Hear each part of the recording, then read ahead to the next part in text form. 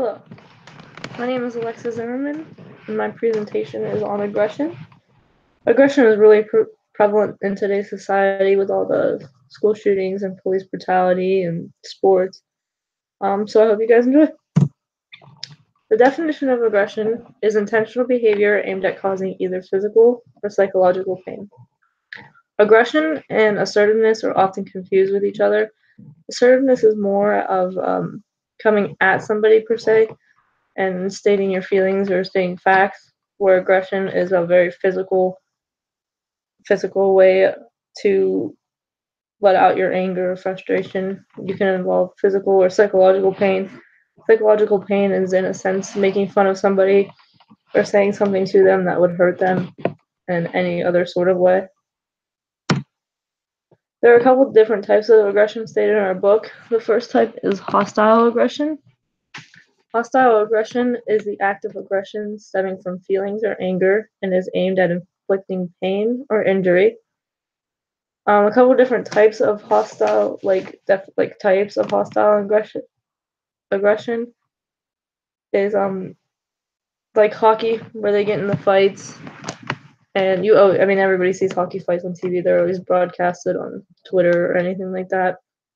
Those are types of aggression because something happened beforehand to lead to anger, to lead to the aggression. Boxing is also a type of hostile aggression. The two boxers just get so angry at each other that they end up taking it out on each other through aggression, which is a physical way of hurting each other. The second type of aggression is instrumental aggression. An intention to hurt the other person, but the hurting takes place as means to some other goal other than causing pain. Football is the best example of this. So nobody really means to inflict pain on another person in football in most cases, especially on defense. Your main goal as a defensive lineman is to go get the quarterback. So you understand that you may have to hurt somebody in the process of that, but it's not your main goal is to hurt them. Trying to you just want to go and get that quarterback and do what your job is, but not really inflict pain on anybody in the way you're doing it. Aggression in men. Aggression is more prevalent in men than it is in women. Most men are very aggressive. Men are known to get into more spontaneous fights, a lot of bar fights. That's like what men are known to get into. Most scientists believe that men are more aggressive because of the testosterone, which is a hormone in their body. Both men and women carry this hormone. There's just more of it in men. General abuse, like domestic violence abuse and things like that, happen more often in men than they do in women. The men seek to have some kind of dominance over women or other people in their life. So that's how they kind of show their dominance, is by abusing them and taking their aggression out on them. Most psychologists argue that men are genetically programmed to be more physically aggressive because it enables them to defend their groups. So if you see a group of men out at a bar, that's how the fights start, because they're defending their group of people and they're defending their own group within one another. They want to establish dominance and sexual jealousy to ensure their partner is not having sex with other men.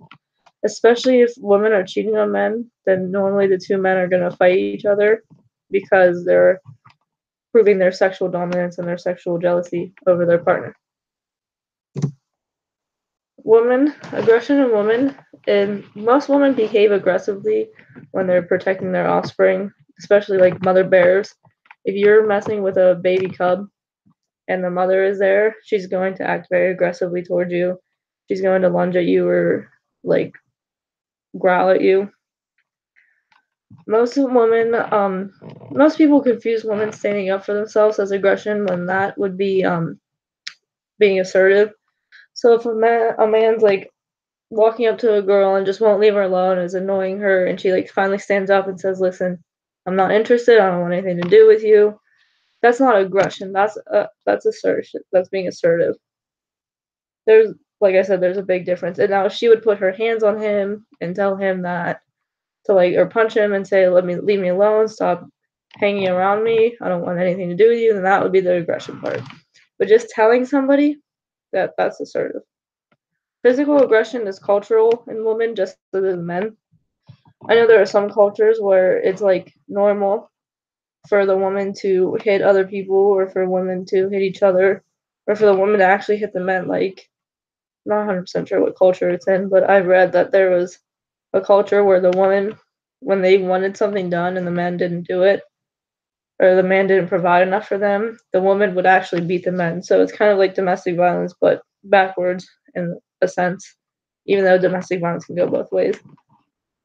Women are most likely to have relational aggression. Relational aggression is harming through manipulation of relationships, like rumors, backstabbing people. That's more where the psychological part of aggression comes in. Women are very psychologically aggressive.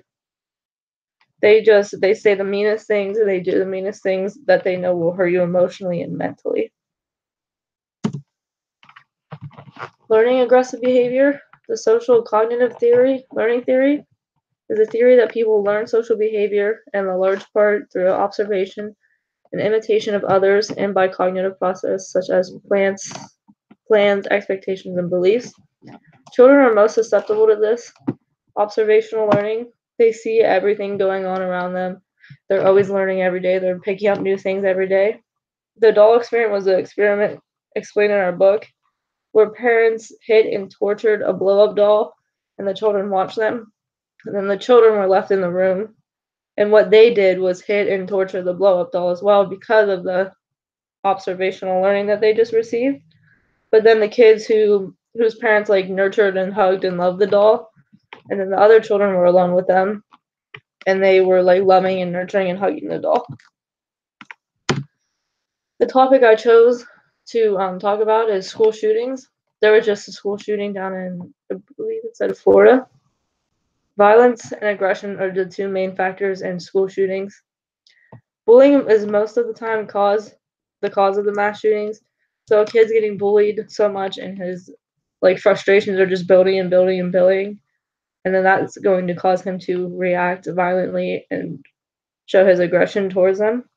90% of mass shootings are committed by men, which is also helping state the fact that men are more aggressive than women. Violent behaviors only occur when multiple factors are present. So there's multiple factors that cause somebody to be violent and show their aggression. It's not just one factor that could be present during that. It has to be multiple. School shootings is continued. Frustration aggression theory states that frustration can increase the probability of an aggressive response, which is why most school shootings happen. Guns are an aggressive stimulant. Guns are a very touchy subject right now. So if a child or a person is around a gun, their senses automatically become more aggressive. So if you're putting a gun in somebody's hand that's already frustrated, then their chance of using that gun to show their aggression is higher. A lot of video games, I know that there was a lot of studies on video games and aggression and how they correlate. I know scientists studied and showed that there is a big correlation between aggressive like gun video games and how a person behaves, if they behave aggressively or not. There were a few cases where there was no correlation, but 90% of the cases showed a correlation between aggressive like guns and video games. And that is the end of my presentation. Thank you all for listening.